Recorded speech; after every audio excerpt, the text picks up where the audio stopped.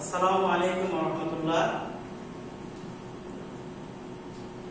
আমার স্নেহের ছাত্রছাত্রীরা, আশা করি তোমরা সবাই ভালো আছো। আমি আল্লাহর রহমতে অনেক ভালো আছি। আমি মোহাম্মদ রুহুল ইসলাম, শিমুল মিমান নওশাদ ইসলাম কলেজ। আমি 4th শ্রেণীর, এখন আমি ক্লাস 4th শ্রেণীর ইসলাম ও নৈতিক শিক্ষা ক্লাস নেব। এখন আমরা সরাসরি ক্লাসে চলে যাব। এসে আমরা সবাই লক্ষ্য করি ক্লাসটা সবাই আমরা একসাথে আনন্দের সাথে ক্লাসটা আমরা করি।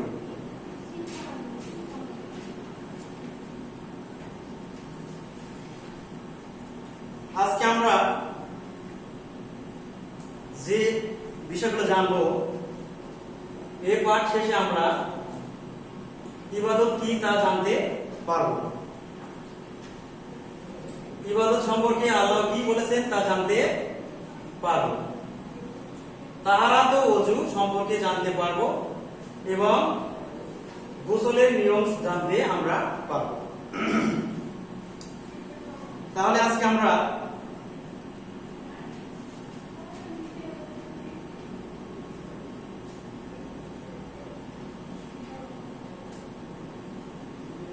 সবাই বোর্ডে লক্ষ্য করো।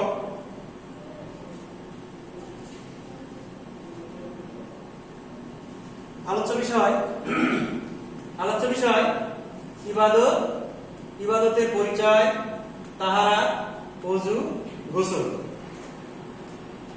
তাহলে আমরা প্রথমেই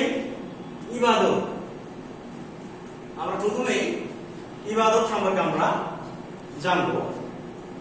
ইবাদত আরবি শব্দ, এটা আমরা সবাই জানি। ইবাদত আরবি শব্দ। ইবাদত অর্থ গোলামি করা, মালিকের কথা মতো চলা ইত্যাদি। ইবাদত আরবি শব্দ। ইবাদতের অর্থ কি তাহলে জানলাম আমরা? গোলামি করা, মালিকের কথা মতো চলা, আল্লাহর দাসত্ব করা, এগুলো হচ্ছে ইবাদতের অর্থ। ইবাদত কাকে বলে? বলা হচ্ছে আল্লাহ ও তার রাসূল সাল্লাল্লাহু আলাইহি সাল্লামের কথা মতো কাজ করাকে ইবাদত বলে। ইবাদত কাকে বলে? আল্লাহ ও তার রাসূল সাল্লাল্লাহু আলাইহি সাল্লামের কথা মতো কাজ করাকে ইবাদত বলে। এটা হচ্ছে ইবাদতের সংজ্ঞা। ইবাদত, এই সংজ্ঞাটা যদি আমাদের সঠিক ধারণা না থাকে, তাহলে আমরা কিন্তু ইবাদত কি এই জিনিসটা আমরা কিন্তু সবাই ভুল করবো। ইবাদত করতে হলে আমাদেরকে আমাদের কার পথে চলতে হবে, ইবাদত করলে কোনটা ইবাদত, সেটা হচ্ছে এই জিনিসটা যদি আমরা সবাই মনে রাখি যে আল্লাহ তার রাসূল কিভাবে ইবাদত করতে বলেছে, সেভাবে যদি আমরা ইবাদত করি তবেই ইবাদত হবে।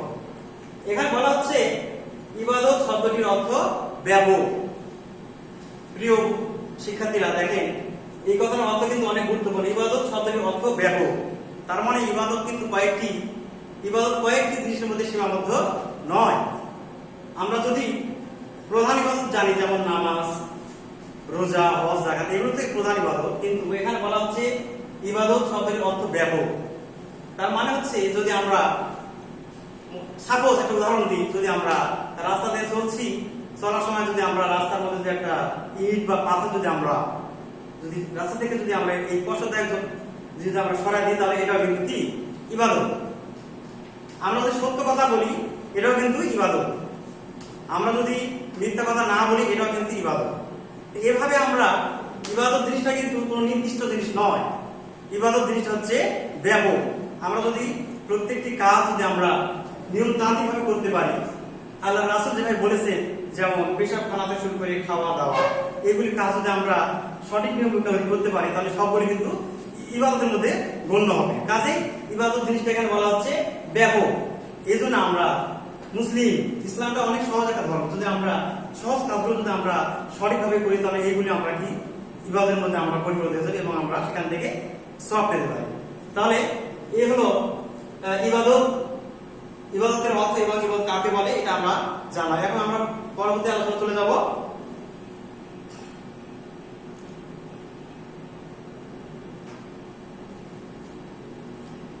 এবারে একটা বিস্তারিত আলোচনা এখানে আছে। বলা হচ্ছে ইবাদতের পরিচয়। ইবাদতের পরিচয়। আল্লাহ তাআলা কোরআনে বলেন, আমি সৃষ্টি করেছি জিন এবং মানুষকে এজন্য যে তারা শুধু আমার ইবাদত করবে। আল্লাহ বলছেন কোরআনে, আমি সৃষ্টি করেছি জিন এবং মানুষকে এজন্য যে তারা কেবল কার ইবাদত করবে, আমার ইবাদত করবে। লক্ষ্য করুন প্রিয় বন্ধুরা, ইবাদত কেন করতে হবে আল্লাহ? মন আল্লাহ তাআলা আমাদেরকে যে দুটি হাত, দুই চোখ, এই যে আমাদের টোটাল বডি দান করেছেন, আমরা কি লক্ষ্য করেছি কেন আল্লাহ ইবাদত করতে হবে? একটু চিন্তা যদি আমরা করি তাহলে সহজে আমরা বুঝতে পারবো কেন ইবাদত করতে হবে। এই চোখ দুটি না থাকলে আমরা দুনিয়া কিছু দেখতে পেতাম না। এই যে মুখ, এই জন্য অনেক প্রশ্ন হতে পারে ইবাদত কি, কেন ইবাদত করতে হবে? ইবাদত এই জন্য করতে হবে যে আল্লাহ তাআলা আমাদেরকে সুন্দর একটা দেহ দান করেছেন, এই দেহ শুকরিয়া স্বরূপ আমাদেরকে ইবাদত করতে হবে। আল্লাহ তাআলা আমরা জন্মগ্রহণ করেছি, আমরা যদি বাতাস না থাকতো, বাতাস, এই অক্সিজেন না হলে আমরা কিন্তু বাঁচতে পারতাম না। তাহলে এই জন্য আমাদেরকে ইবাদত করতে হবে। এখানে বলা হচ্ছে ইবাদতকে পাঁচটি জিনিসকে বোঝানো হয়েছে। প্রিয় বন্ধুরা, সবসময় মনে রাখবে যে আল্লাহর গোলামি করতে হবে, অন্য কারো গোলামি করা যাবে না, তাহলে কেবল ইবাদত হবে। 2 নাম্বার, আল্লাহর আদেশ মতো চলবো, অন্য কারো আদেশ মতো চলা যাবে না। 3 নাম্বার, আল্লাহর কাছে মাথা নত করবো, অন্য কারো কাছে নয়।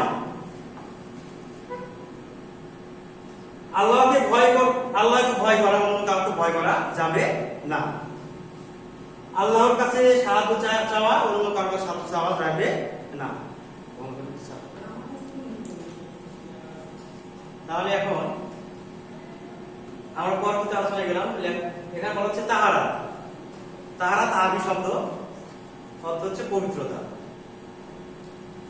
তারা সম্পর্কে মহান আল্লাহ বলেন, যারা পাক পবিত্র থাকে আল্লাহ তাদের ভালোবাসেন। যারা পাক পবিত্র থাকে আল্লাহ তাদের ভালোবাসেন। আর আমাদের মহান নবী সাল্লাল্লাহু আলাইহি ওয়াসাল্লাম বলেছেন, পাক পবিত্রতা ঈমানের অঙ্গ। তো লক্ষ্য করো ইসলামটা কত সহজ। যদি কেউ পাক পবিত্র থাকে, পবিত্র অর্জন করে, তাহলে আল্লাহ রাসূল বললেন, ঈমান আনা তো অনেক কঠিন জিনিস, কিন্তু আল্লাহ রাসূল বললেন যদি কেউ পবিত্র থাকতে পারে তাহলে এটা ঈমানের কিছুটা অংশ তার মধ্যে যোগ হয়ে যাবে, অর্থাৎ সেই ঈমানদার এই কথা বলা যাবে। তাহলে লক্ষণীয় বিষয় এই, আমরা আমাদের প্রতিদিনের জীবনে যদি আমরা নিজেরা যদি পাক পবিত্র থাকি তাহলে ঈমান আনয়নের ক্ষেত্রে কিছুটা সহজ হবে আমাদের ক্ষেত্রে। নামাজ তো করতে হবে, তার পূর্ব শর্ত হচ্ছে বলা হচ্ছে পাক পবিত্রতা অর্জন করা। আর যারা পাক পবিত্র থাকে, চিন্তা করেন ক্লাসের মধ্যে লক্ষ্য করবেন যারা পরিষ্কার পরিচ্ছন্ন থাকে তাদেরকে সবাই ভালোবাসে, স্নেহ করে। আর যারা একটু নোংরা বা যারা একটু অপরিচ্ছন্ন তাদেরকে কিন্তু আসলে মুগ্ধ যদিও মনে হয় ভালোবাসে, কিন্তু অন্তর থেকে তাদেরকে ভালোবাসা যায় না। তাহলে এখানে লক্ষণীয় যারা পবিত্র থাকে, পরিচ্ছন্ন থাকে, তাদেরকে সবাই স্নেহ করে এবং ভালোবাসে। আমরা চলে যাই পরবর্তী আলোচনায়। পরের আলোচনা কি? এখানে বলা হচ্ছে ওযু। গুরুত্বপূর্ণ একটি আলোচনা ওযু। আল্লাহ সালাত আদায়ের আগে ওযু করা নির্দেশ দিয়েছেন। এবার আমরা সবাই এটা করে থাকি। এটাই নির্দেশটা কার? মহান আল্লাহ। মহান আল্লাহ নিজেই বলছেন তোমরা সালাত আদায় করবে, তোমরা অবশ্যই কি করবে? ওযু করবে। তাহলে ওযুর ফরজ 4টি। ওযুর ফরজ কয়টি? 4টি। তাহলে আমরা সবাই জানি। তারপর আজকে আমরা আবার ক্লাস 3 তে আমরা পড়েছি ওজন খরচ চারটি, এখানেও আমরা আজকে জেনে নেব। ওজন খরচ 1 নম্বর হচ্ছে সমস্ত মুখমণ্ডল দ্রুত করা, সমস্ত মুখমণ্ডল দ্রুত করা। 2 নম্বর 2 হাত কোণে পর্যন্ত ধোয়া, প্রথমে ডান হাত পরে বাম হাত। 3 নম্বর মাথা মাসাও করা, 3 নম্বর হচ্ছে মাথা মাসাও করা। ও 4 নম্বর উভয় পা ধোয়া, 2 পায়ে টাকনি সুন্দর করে ধোয়া। এই 4টি হচ্ছে ওজন খরচ। তাহলে আমরা সবাই ওজন 4টি খরচ সবাই আমরা জানলাম। তো এখন এই আল্লাহ তাআলা বলেছেন যদি কেউ খরচ আলাদা করতে চায় এবং কোরআন মাজিদ তেলাওয়াত করতে চায় তাহলে অবশ্যই তাকে সুন্দর করে ওযু করতে হবে। ওযু না করে এই কাজটা করা যাবে না। আর আমাদেরকে অবশ্যই ওযু করার সময় সতর্ক থাকতে হবে। ওযু করার সময় যেন আমাদের কোনো একটা অঙ্গ শুকনো না থাকে, সেদিকে আমাদেরকে সতর্ক থাকতে হবে। এবার আমরা চলে গেলাম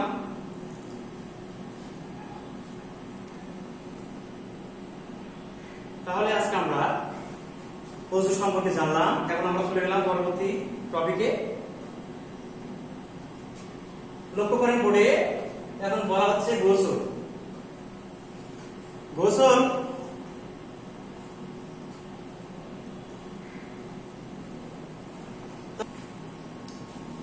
তাহলে আমরা এখন গোসল সম্পর্কে আমরা জানবো।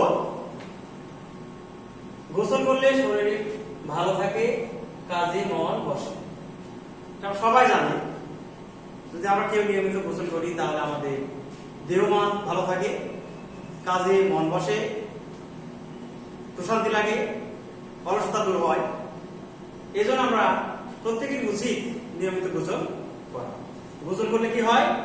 গোসল করলে গায়ের ঘাম দূর হয়, গায়ের দুর্গন্ধ দূর হয়, আরো অনেক উপকারিতা আছে। সর্বোপরি নিয়মিত গোসল করলে একজন মানুষ সুস্থ থাকতে পারে। তাই আমাদের নিয়মিত গোসল করা উচিত। গোসলের আগে গোসলের ফরজ 3টি, সেগুলি আমরা এখন জানবো। প্রথমে আমাদেরকে এই দুটি হাত সুন্দর ধুতে হবে। এই দুটি হাত ধোয়ার পর আমাদেরকে গোসলের 3টি ফরজ আছে। 1 নম্বর হচ্ছে গড়গড়া সহ কুলি করা। পানিটা নিয়ে সুন্দর করে আমরা গড়গড়া করব। 2 নম্বর পানি দিয়ে নাক সাফ করা, আমরা নাকটা সুন্দর করে সাফ করে নেব। 3 নম্বর হচ্ছে পানি দিয়ে সারা শরীর ধোয়া। ডান দিক দিয়ে আমরা 3 বার বা 3-এর অধিক যতটুকু লাগে সারা শরীর সুন্দর করে আমরা পানি দিয়ে ধুয়ে নেব। এইভাবে আমরা গোসলের ফরজগুলো মেনটেন করে আমরা গোসল যদি করি তাহলে আমরা এটা ইবাদতের মধ্যে গণ্য হবে। তার প্রত্যেকটা কাজে আমাদের ইবাদত, যদি আমরা সেটা নিয়মতান্ত্রিক ভাবে করতে পারি তাহলে ইনশাআল্লাহ আমাদের এটা প্রত্যেকটা কাজে কি ইবাদতের মধ্যে গণ্য। তাহলে আজকের ক্লাসটা শেষ করার আগে আমি একটা কথা বলতে চাই। আজকে আমাদের আলোচনা হয়েছিল ইবাদত। এই ইবাদত যদি আমরা যেহেতু মুসলমান, ইবাদতটা যদি আমাদের সঠিক না হয়, আল্লাহ রাসূল যেভাবে ইবাদত করার পদ্ধতি শিখিয়েছেন সেভাবে যদি আমরা ইবাদত করতে না পারি তাহলে কিন্তু আমরা সেটা সওয়াব থেকে আমরা বঞ্চিত হব। এজন্য আমাদেরকে সতর্ক থাকতে হবে। প্রত্যেকটা কাজে, প্রত্যেকটা যখন কাজ করবো তখন আমাদের মাথায় থাকতে হবে কাজটা কি আসলে সঠিক হচ্ছে না এখানে আল্লাহ ছাড়া অন্য কেউ আসতেছে। এখন যদি আমি বিপদে পড়েছি, আমি সাহায্য চাই মানুষের কাছ থেকে, আমার উচিত ছিল বিপদের সময় সঙ্গে সঙ্গে আল্লাহকে স্মরণ করা। কিন্তু যদি আমি যদি বলে ফেলি যে তুমি যদি আমাকে সাহায্য না করতে তাহলে আমি হয়তো বাঁচতে পারতাম, এই কথাটা বলা কিন্তু এটা একটা মানুষ ইবাদত নষ্ট হয়ে যায়, তার আমল নষ্ট হয়ে যায়। কাজেই প্রত্যেকটা কাজের সময় আল্লাহকে স্মরণ রেখে কাজ করতে হবে। সাহায্য চাইলে আল্লাহর কাছে চাইতে হবে। সবকিছু A to Z যত কিছু চাওয়ার আছে সবকিছু চাইতে হবে আল্লাহর কাছে। তাহলে আমরা এখন চলে যাব পরবর্তীতে মূল্যায়নে আমরা চলে গেলাম। সবাই বলে লক্ষ্য করো, আমরা যে আলোচনা করলাম, এখন আমরা বোর্ডে যাব মূল্যায়ন। আলোচনা করলাম কে কি শিখে, এটা আমরা এখন যাচাই করব। ক নাম্বার বলা হচ্ছে তাহারাত সম্পর্কে আল্লাহ কি বলেছেন। তোমরা সবাই শুনেছো আশা করি। তাহারাত সম্পর্কে আল্লাহ কি বলেছেন? আল্লাহ বলেছেন যারা পাক পবিত্র থাকে আল্লাহ তাদেরকে কি করে? পছন্দ করে, ভালোবাসে। ক নাম্বার ওযু নষ্টের দুইটি কারণ লিখো। আমি ওযুর ফরজের সময় ওযু নষ্টের কারণটা বলে নিই। তো ওযু নষ্ট হলে বিভিন্ন কারণে ওযু নষ্ট হয়। ওযু নষ্টের দুটি কারণ হচ্ছে উচ্চস্বরে হাসলে এবং মুখ ভরে বমি করলে, আরো নানা কারণে ওযু নষ্ট হয়। গ ইবাদত কোন ভাষার শব্দ? ইবাদত কোন ভাষার শব্দ করলাম? আরবি। ইবাদত আরবি ভাষার শব্দ। ঘ ইবাদত কাকে বলে? তার কি প্রথমে বলেছিলাম ইবাদত কাকে বলে? কি বলেছিলাম? আল্লাহ তার রাসূল সাল্লাল্লাহু আলাইহি সাল্লামের কথা মতো কাজ করাকে কি বলে? ইবাদত বলে।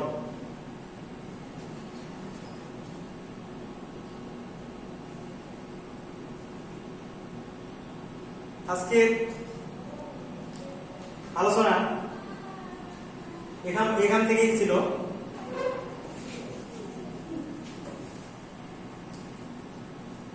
তাহলে আজকে যে আলোচনাটা হলো, এই আলোচনা থেকে আগামী দিন টপলেস মনে হবে, সেখান থেকে প্রশ্ন হবে। নোট ছোট প্রশ্ন 1, 2, 6 ও 7, আর নোট বড় প্রশ্ন 1 ও 2। এই পড়াটুকু সবাই বাসায় চর্চা করবে, তাহলে আজকের আলোচনার যে আমার সার্থকতায় ইনশাআল্লাহ পূরণ হবে। সবাই আশা করি বাসায় সুন্দর করে এইগুলি পড়াগুলো মনোযোগ সহকারে করবে। তো ক্লাস এখানে শেষ করলাম। আল্লাহুম্মা ইন্নী আউযু বিকা মিনাল বারাসি ওয়াল জুনুনি ওয়াল জুজামি ওয়া মিন শাররিল আসকাম। এই দোয়াটা সবাই বাসায় বেশি বেশি করবে, যেহেতু এখন একটু বিপজ্জনক সময়, সবাই পরিষ্কার পরিচ্ছন্ন থাকবে, বেশি বেশি হাত ধুবে। ইনশাআল্লাহ নিজে যদি আমরা সেফ থাকি, আশা করি আমরা সুস্থ থাকবো। নিজেদের সুস্থতার জন্য আমরা নিজেরাই যদি সঠিকভাবে নিয়মকানুন মেনে চলি, ইনশাআল্লাহ যদি আমরা সুস্থ থাকি, ইনশাআল্লাহ আল্লাহ আমাদেরকে রক্ষা করবে। আল্লাহ আমাদেরকে ইবাদত করুন। আল্লাহুম্মা আমিন। আসসালামু আলাইকুম ওয়া রাহমাতুল্লাহি ওয়া বারাকাতুহু।